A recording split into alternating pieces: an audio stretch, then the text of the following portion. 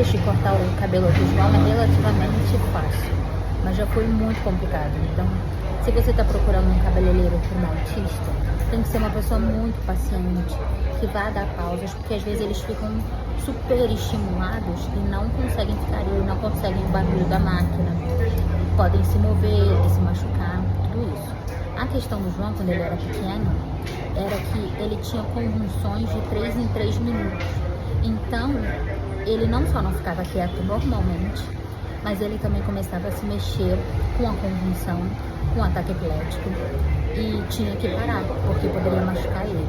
Então, assim, antes levava 2 horas para cortar o cabelo dele, tinha que, restringir ele na cadeira às vezes, porque ele também não gosta de cabelo, então não adiantaria deixar o cabelo crescendo, sabe, porque ele não suporta cabelo, tanto que agora ele raspa, em vez de deixar os cachinhos bonitos, fica lá.